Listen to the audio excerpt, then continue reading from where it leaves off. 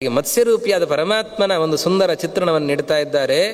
ಆ ದೊಡ್ಡ ಆಕೃತಿಯ ಮತ್ಸ್ಯ ಒಮ್ಮೆ ಹಾರ್ತಾನಂತೆ, ಪಾತಾಳ ತಳದಿಂದ ಮೇಲಕ್ಕೆ ಬಂದು ಸಮುದ್ರದ ಮೇಲ್ಭಾಗದಿಂದ ಒಮ್ಮೆ ಮೇಲಕ್ಕೆ ಹಾರಿದರೆ ಆ ಜಲಚರ ಪ್ರಾಣಿಗಳು ಅದೆಲ್ಲವೂ ಕೂಡ ಚೆಲ್ಲಾಪಿಲ್ಲಿ ಆಗಿ ಬ್ರಹ್ಮಾಂಡದ ಅಂಚು ಅಂಚುಗಳಿಗೆ ಹೋಗಿ ಅಂಟುಕೊಳ್ತಾ ಇವೆ.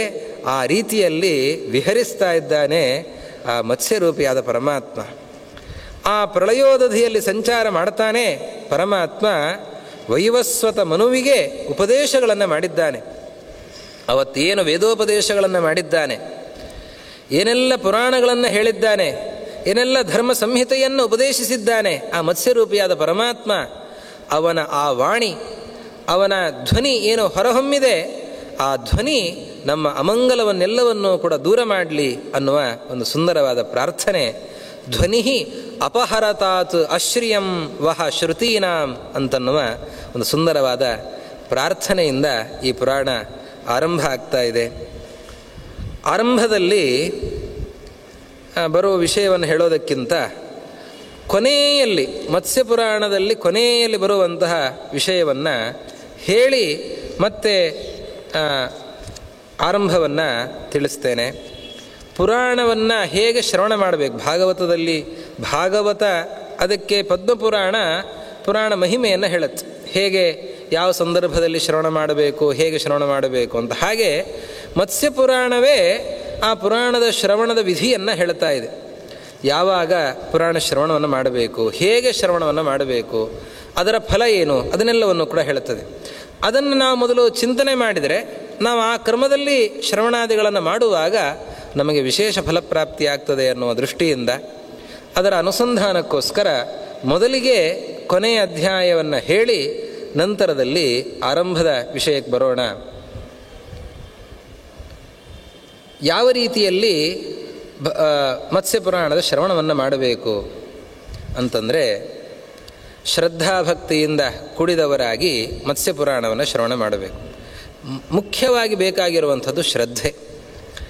ಅವರೇನು ಹೇಳ್ತಾರೆ ಅದರಲ್ಲಿ ಏನಿದೆ ಅಂತನ್ನುವ ಒಂದು ತಾತ್ಸಾರದ ಭಾವನೆ ಆಗಲಿ, ಅಸಡ್ಡೆಯ ಭಾವನೆ ಆಗಲಿ ಇಲ್ಲದೇನೆ, ವೇದವ್ಯಾಸ ದೇವರ ಮಾತು ಅದು ಪರಮ ಪವಿತ್ರವಾಗಿರುವಂಥದ್ದು, ನಮ್ಮ ಜೀವನೋದ್ಧಾರಕ್ಕೆ ನಮಗೆ ಜ್ಞಾನವನ್ನು ಕೊಡೋದಕ್ಕೆ ಬಂದಿರುವಂಥವರು ವೇದವ್ಯಾಸ ದೇವರು ಅಂತನ್ನುವ ಚಿಂತನೆಯಲ್ಲಿ ಪುರಾಣಕರ್ತರು ಆಗಿರುವಂತಹ ವೇದವ್ಯಾಸ ದೇವರಲ್ಲಿ ಶ್ರದ್ಧೆಯನ್ನು ಇಟ್ಟು ಭಕ್ತಿಯಿಂದ ಈ ಪುರಾಣ ಶ್ರವಣವನ್ನು ಮಾಡಬೇಕು.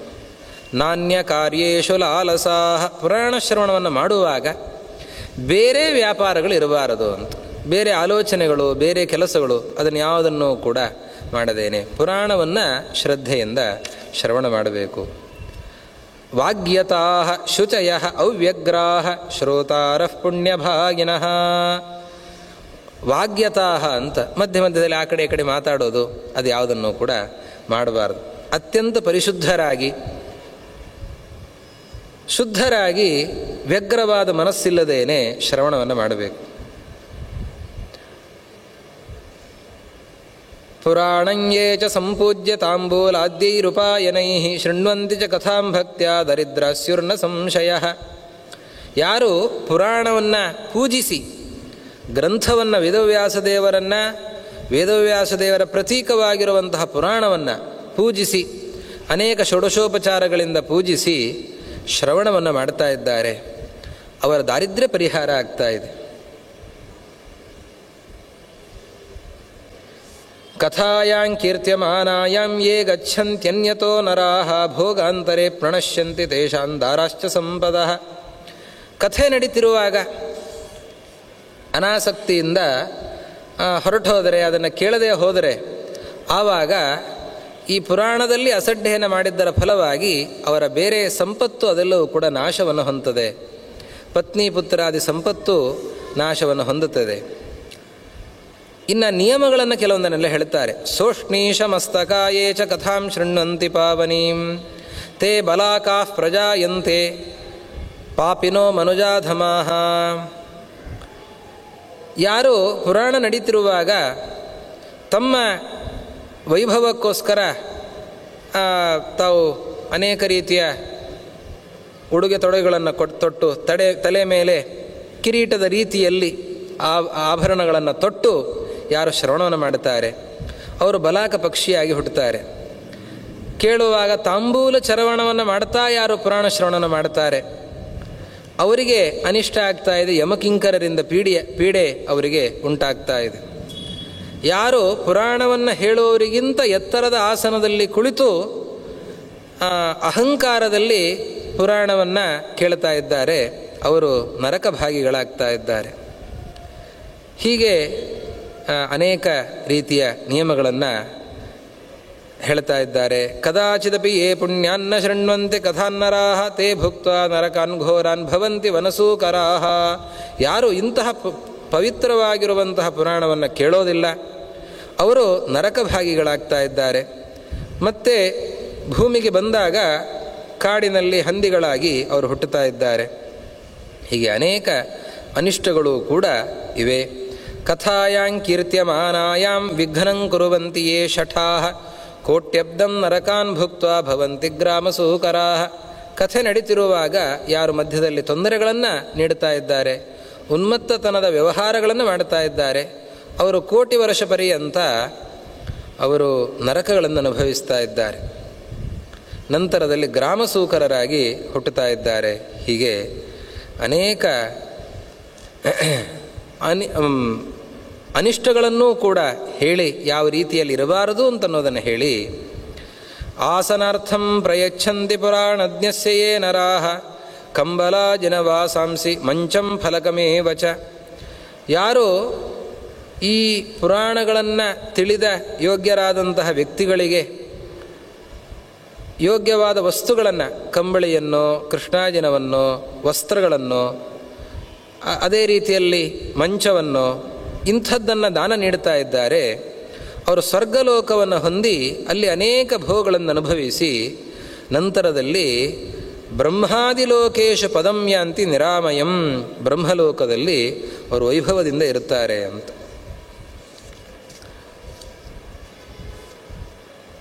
ಏವಂ ವಿಧ ವಿಧಾನೇನ ಪುರಾಣಂ ಶೃಣುಯಾನ್ನರಃ ಭುಕ್ತ್ವಾ ಭೋಗಾನ್ ಯಥಾ ಕಾಮಂ ವಿಷ್ಣುಲೋಕಂ ಪ್ರಯಾತಿ ಸಹ. ಶ್ರದ್ಧೆಯಿಂದ ಅದೇ ರೀತಿಯಲ್ಲಿ ದೇವರಲ್ಲಿ ಗುರುಗಳಲ್ಲಿ ಭಕ್ತಿಯನ್ನು ಇಟ್ಟುಕೊಂಡು ಶುಚಿರ್ಭೂತರಾಗಿ ಪುರಾಣ ಶ್ರವಣವನ್ನು ಯಾರು ಮಾಡ್ತಾ ಇದ್ದಾರೆ ಅವರು ಈ ಲೋಕದಲ್ಲೂ ಯಥೇಷ್ಟವಾದ ಭೋಗಗಳನ್ನು ಅನುಭವಿಸಿ ಮುಂದೆ ವಿಷ್ಣು ಲೋಕಕ್ಕೆ ಹೋಗ್ತಾ ಇದ್ದಾರೆ. ಪುರಾಣವನ್ನು ಕೇಳಿದ ಮೇಲೆ ಪುಸ್ತಕದ ಪೂಜೆಯನ್ನು ಗ್ರಂಥದ ಪೂಜೆಯನ್ನು ಮಾಡಬೇಕು. ಅಲ್ಲಿ ವೇದವ್ಯಾಸ ದೇವರ ಸನ್ನಿಧಾನ ಅಲ್ಲಿ ಪೂಜೆಯನ್ನು ಮಾಡಬೇಕು ಅಂತ ಹೀಗೆ ವ್ಯಾಸಪೂಜೆಯನ್ನು ಎಲ್ಲವನ್ನೂ ಕೂಡ ನಿರೂಪಣೆ ಮಾಡಿದ್ದಾರೆ. ಹೀಗೆ ವೇದವ್ಯಾಸ ದೇವರಿಂದ ಬಂದಿರುವಂತಹ ಈ ಪುರಾಣ ಮತ್ಸ್ಯ ಪುರಾಣವನ್ನು ಶ್ರದ್ಧೆಯಿಂದ ನಾವು ಶ್ರವಣವನ್ನು ಮಾಡೋದರಿಂದ ವಿಶೇಷವಾದ ಫಲ ಇದೆ. ಹಾಗೆ ನಾವು ಶುದ್ಧರಾಗಿ ಶ್ರದ್ಧೆಯಿಂದ ಈ ಪುರಾಣವನ್ನು ಕೇಳಬೇಕು ಅಂತ ಹೇಳ್ತಾ ಈ ಪುರಾಣವನ್ನು ಮತ್ಸ್ಯರೂಪಿಯಾದ ಪರಮಾತ್ಮ ವೈವಸ್ವತ ಮನುವಿಗೆ ಹೇಳಿದ್ದಾನೆ. ಇದನ್ನು ಸೂತ ಪುರಾಣಿಕರು ಶೌನಕರಿಗೆ ಹೇಳ್ತಾ ಇದ್ದಾರೆ. ನೈಮಿಷಾರಣ್ಯ ಅಂತನ್ನುವ ಪವಿತ್ರವಾಗಿರುವಂತಹ ಕ್ಷೇತ್ರ ಗೋಮತಿ ನದಿಯ ತೀರ, ಅಲ್ಲಿ 1000 ವರ್ಷದ ಸತ್ರಕ್ಕೆ ಅಂತ ಶೌನಕರು ಆಸೀನರಾಗಿದ್ದಾರೆ. ಅಲ್ಲಿಗೆ ಸೂತ ಪುರಾಣಿಕರು ಬಂದಿದ್ದಾರೆ. ಸೂತ ಪುರಾಣಿಕರು ಅವರು ಹೇಳುವಂತೆ ಸೂತರು ವರ್ಣದಲ್ಲಿ ಅವರು ಅವರರಾಗಿದ್ದಾರೆ. ಕ್ಷತ್ರಿಯ ಹಾಗೂ ವೈಶ್ಯರಿಗೆ ಕ್ಷತ್ರಿಯ ಪುರುಷ ವೈಶ್ಯ ಸ್ತ್ರೀ ಅವರ ಸಂಪರ್ಕದಿಂದ ಅವರ ದಾಂಪತ್ಯದಿಂದ ಹುಟ್ಟಿದಂಥವರು ಸೂತ ಕುಲವನ್ನು ಹೊಂದುತ್ತಾ ಇದ್ದಾರೆ. ಹಾಗೆ ಬಂದಂಥವರು ಸೂತ ಪುರಾಣಿಕರು, ಆ ವಂಶದಲ್ಲಿ ಬಂದಂಥವರು. ಆದರೆ ಜ್ಞಾನ ಸಂಪನ್ನರಾಗಿದ್ದಾರೆ, ಜ್ಞಾನಿಗಳಾಗಿದ್ದಾರೆ. ಹೀಗಾಗಿ ಶೌನಕರು ಅವರಿಗೆ ಉಚ್ಚ ಆಸನವನ್ನು ನೀಡಿ ಅವರಿಗೆ ಗೌರವವನ್ನು ಸಲ್ಲಿಸಿ ಅವರಿಂದ ಅನೇಕ ಪುರಾಣ ಶ್ರವಣವನ್ನು ಮಾಡ್ತಾ ಇದ್ದಾರೆ. ಶೌನಕರು ಹೇಳ್ತಾರೆ, ಅನೇಕ ಪುರಾಣಗಳನ್ನು ಹೇಳಿದ್ದೀರ, ನೀವು ಪರಮಾತ್ಮನ ಉಪದೇಶ ರೂಪವಾಗಿರುವಂತಹ ಮತ್ಸ್ಯಪುರಾಣವನ್ನು ಹೇಳಬೇಕು. ಮತ್ಸ್ಯರೂಪಿಯಾದ ಪರಮಾತ್ಮ ಯಾವ ಸಂದರ್ಭದಲ್ಲಿ ವೈವಸ್ವತ ಮನುವಿಗೆ ಉಪದೇಶವನ್ನು ಮಾಡಿದ್ದಾನೆ, ಯಾಕೆ ಈ ಪುರಾಣ ಬಂತು, ಹೇಗೆ ಬಂದಿದೆ, ಇದನ್ನೆಲ್ಲವನ್ನೂ ಕೂಡ ವಿಸ್ತೃತವಾಗಿ ಹೇಳಬೇಕು ಅಂತ ಕೇಳಿದಾಗ ಆವಾಗ ಸೂತ ಪುರಾಣಿಕರು ಶೌನಕರನ್ನು ಕುರಿತು ಈ ಪುರಾಣವನ್ನು ಹೇಳೋದಕ್ಕೆ ಆರಂಭ ಮಾಡ್ತಾ ಇದ್ದಾರೆ. ಸತ್ಯವ್ರತ ಅಂತನ್ನುವ ರಾಜ, ಅವನನ್ನು ಈ ಪುರಾಣದಲ್ಲಿ ವೈವಸ್ವತ ಮನು ಅಂತಲೇ ಅವನ ಉಲ್ಲೇಖವನ್ನು ಮಾಡಿದೆ. ಈ ಮನ್ವಂತರಕ್ಕೆ ಅಧಿಪತಿಯಾದಂತಹ ವ್ಯಕ್ತಿ. ಈ ಮತ್ಸ್ಯಪುರಾಣವನ್ನು ವಿಶೇಷವಾಗಿ ನಾವು ಯಾಕೆ ಶ್ರವಣ ಮಾಡಬೇಕು ಅಂತಂದರೆ, ಈ ಮನ್ವಂತರದಲ್ಲಿ ಪ್ರವೃತ್ತವಾಗಿರುವಂಥ ಪುರಾಣ ಇದು. ಮತ್ಸ್ಯಪುರಾಣ ಮತ್ಸ್ಯ ರೂಪಿಯಾದ ಪರಮಾತ್ಮನಿಗೂ ವೈವಸ್ವತ ಮನುವಿಗೂ ಸಂವಾದದ ರೀತಿಯಲ್ಲಿ ಹೊರಟಿರುವಂತಹ ಪುರಾಣ ಆಗಿದೆ. ವೈವಸ್ವತ ಮನು ಈ ಮನ್ವಂತರಕ್ಕೆ ಅಧಿಪತಿ. 14 ಮನ್ವಂತರಗಳಲ್ಲಿ 7ನೇ ಮನ್ವಂತರ ಇದು, ನಾವಿರುವಂತಹ ಮನ್ವಂತರ. ಒಂದು ಬ್ರಹ್ಮದೇವರ ಹಗಲಿನಲ್ಲಿ 14 ಮನ್ವಂತರಗಳು ಕಳೀತವೆ. 14 ಮನ್ವಂತರಗಳು: ಸ್ವಯಂಭವ, ಸ್ವಾರೋಚಿಷ, ಉತ್ತಮ, ತಾಪಸ, ಚಾಕ್ಷುಷ, ರೈವತ, ವೈವಸ್ವತ. 7ನೇ ಮನ್ವಂತರ ವೈವಸ್ವತ. ನಾವಿರುವಂಥದ್ದು ಇದು ವೈವಸ್ವತ ಮನ್ವಂತರದಲ್ಲಿ. ಒಂದು ಮನ್ವಂತರದಲ್ಲಿ 71 ಮಹಾಯುಗಗಳು ಆಗ್ತವೆ. ಒಂದು ಮಹಾಯುಗ ಅಂತಂದರೆ ಕೃತ, ತ್ರೈತ, ದ್ವಾಪರ ಮತ್ತು ಕಲಿ, ಈ 4 ಯುಗಗಳು ಸೇರಿದರೆ ಒಂದು ಮಹಾಯುಗ. ಅಂತಹ 71 ಮಹಾಯುಗಗಳು ಕಳೆದರೆ ಒಂದು ಮನ್ವಂತರ ಆಗತ್ತೆ. ಅಂತಹ ಮನ್ವಂತರದಲ್ಲಿ, ವೈವಸ್ವತ ಮನ್ವಂತರದಲ್ಲಿ ನಾವು ಇದ್ದೇವೆ. ಅದರಲ್ಲಿ 27 ಮಹಾಯುಗಗಳು ಕಳೆದು 28ನೇ ಮಹಾಯುಗದಲ್ಲಿ ಮಧ್ಯದ ಅವಸ್ಥೆಯಲ್ಲಿ ನಾವು ಈಗ ಇದ್ದೇವೆ. ಈ ವೈವಸ್ವತ ಮನ್ವಂತರದಲ್ಲಿ ಈ ಮನ್ವಂತರಕ್ಕೆ ಅಧಿಪತಿಯಾಗಿರುವಂತಹ ಆ ಮನು ಮಹಾರಾಜ ಏನಿದ್ದಾನೆ, ಆ ಮನು ಮಹಾರಾಜರಿಗೂ ಹಾಗೂ ಮತ್ಸ್ಯರೂಪಿಯಾದ ಪರಮಾತ್ಮನಿಗೂ ಸಂವಾದದ ರೀತಿಯಲ್ಲಿ ಬಂದಿರುವಂತಹ ಪುರಾಣವೇ ಈ ಮತ್ಸ್ಯಪುರಾಣ. ಹೀಗಾಗಿ ನಮಗೆ ಈ ಮತ್ಸ್ಯಪುರಾಣ ಬಹಳ ಹತ್ತಿರದ್ದು, ಬಹಳ ಶ್ರವಣೀಯವಾಗಿರುವಂತಹ ಪುರಾಣವಾಗಿದೆ. ಸತ್ಯವ್ರತ ರಾಜ ತನ್ನ ಆಶ್ರಮದಲ್ಲಿದ್ದಾನೆ.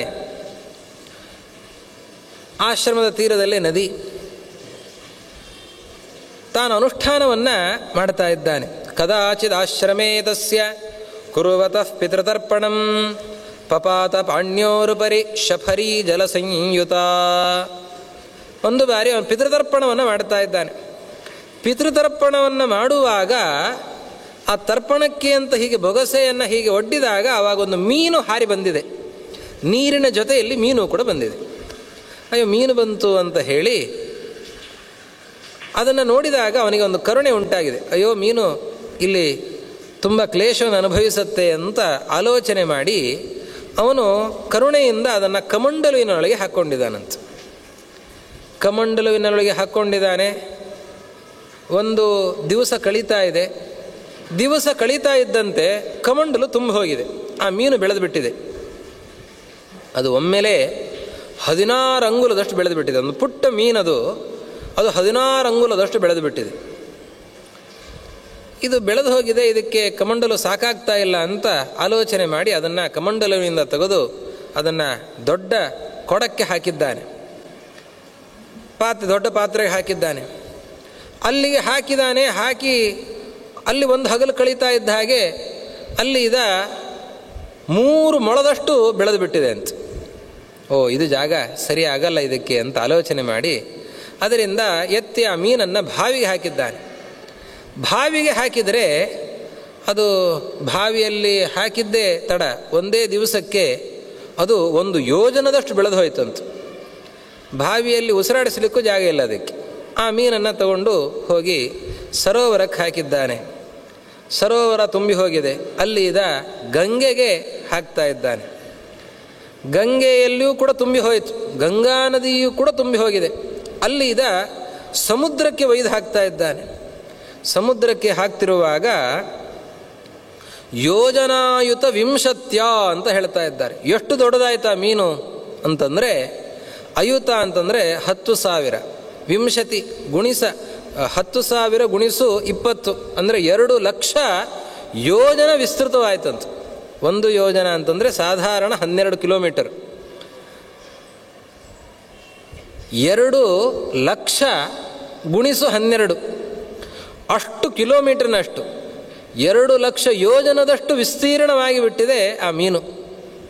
ಆವಾಗ ಆಶ್ಚರ್ಯಚಕಿತನಾಗಿ ಆ ಸತ್ಯವ್ರತ ರಾಜ ಕೈ ಮುಗಿದು ಕೇಳ್ತಾ ಇದ್ದಾನೆ, ಯಾರು ನೀನು? ನೀನು ಮೀನಂತೂ ಸಾಮಾನ್ಯ ಮೀನಂತೂ ಅಲ್ಲ. ಅಸುರ ಅಂತ ಹೇಳೋಣ ಅಂತಂದರೆ ಅಂತಹ ಆಸುರಿ ಶಕ್ತಿಗಳು ಕೆಲವೊಂದಿರುತ್ತವೆ. ಬಹಳ ಅಸುರರಿಗೆ ಬಹಳ ಶೀಘ್ರವಾದ ಬೆಳವಣಿಗೆ. ವೃತ್ರಾಸುರನ ಕಥೆಯಲ್ಲಿ ಬರುತ್ತದೆ. ಒಂದು ದಿವಸಕ್ಕೆ ಒಂದು ಧನುಸ್ಸಿನಷ್ಟು ಎತ್ತರ ಬೆಳೀತಿದ್ದಂತೆ ವೃತ್ರಾಸುರ, ದಿವಸಕ್ಕೆ. ಹಾಗೆ ಆಸುರಿ ಶಕ್ತಿಗಳು ಕೆಲವೊಂದಿರುತ್ತದೆ. ಅಂತಹ ಆಸುರಿ ಶಕ್ತಿ ಅಂತ ಹೇಳಲಿಕ್ಕಾಗಲ್ಲ. ಆ ಹೊಳಪು, ಆ ಸುಗಂಧ, ಮತ್ಸ್ಯದಿಂದ ಒಳ್ಳೆಯ ಸುಗಂಧ ಬರ್ತಾ ಇದೆ. ಇದನ್ನೆಲ್ಲ ನೋಡುವಾಗ ನೀನು ಆಸುರಿ ಶಕ್ತಿಯಂತೂ ಅಲ್ಲ. ನೀನು ಯಾರು? ನಿನ್ನನ್ನು ನೋಡುವಾಗ ನೀನು ವಿಷ್ಣು ಅಂತ ನನಗೆ ಭಾವನೆ ಬರುತ್ತಾ ಇದೆ ಅಂತ ಸತ್ಯವ್ರತ ರಾಜ ವೈವಸ್ವತಮನು ಹೇಳಿದ್ದಾನೆ. ಅದಕ್ಕೆ ಪರಮಾತ್ಮ ಹೌದು ಅಂತ ಹೇಳಿ, ನೋಡು, ಇನ್ನು ಕೆಲವು ದಿವಸಕ್ಕೆ ಪ್ರಳಯ ಆಗ್ತದೆ. ಪ್ರಳಯ ಆದ ಮೇಲೆ ಮುಂದಿನ ಮನ್ವಂತರ ಆರಂಭ ಆಗಬೇಕು. ಅದಕ್ಕೆ ನೀನು ಭದ್ರನಾಗಬೇಕು, ನೀನು ಗಟ್ಟಿಯಾಗಬೇಕು ಮೊದಲು. ಅದಕ್ಕೆ ನೀನು ಮೊದಲಿಗೆ ಸಿದ್ಧತೆಯನ್ನು ಮಾಡಿಕೊ. ಜೊತೆಯಲ್ಲಿ ಸಪ್ತರ್ಷಿಗಳೆಲ್ಲ ಬರ್ತಾರೆ. ಒಂದು ಭದ್ರವಾಗಿರುವಂತಹ ಒಂದು ದೋಣಿ ಬರ್ತಾ ಇದೆ. ಅದರ ಜೊತೆಯಲ್ಲಿ ನೀನು ಸೇರಿಕೋ. ಮುಂದಿನ ಮನ್ವಂತರಕ್ಕೆ ಬೇಕಾಗಿರುವಂತಹ ಅನರ್ಘ್ಯವಾದ ವಸ್ತುಗಳನ್ನು, ಎಲ್ಲ ಔಷಧಿಗಳನ್ನು ಎಲ್ಲವನ್ನೂ ಕೂಡ ಸಂಗ್ರಹಿಸಿ ಮುಂದಿನ ಮನ್ವಂತರ ನಡೆಸೋದಕ್ಕೆ ಬೇಕಾಗಿರುವಂಥದ್ದನ್ನೆಲ್ಲವನ್ನೂ ಕೂಡ ಸ್ವೀಕರಿಸಿ ನೀನು ಸಿದ್ಧನಾಗು ಅಂತ ಹೇಳಿದ್ದಾನೆ. ಹೌದು, ನಮಗೆ ಪ್ರಳಯ ಅಂತ ಹೇಳಿದರೆ ನಾವು ಬದುಕುಳಿಯೋದು ಹೇಗೆ ಅಂತ ಕೇಳ್ತಾನೆ.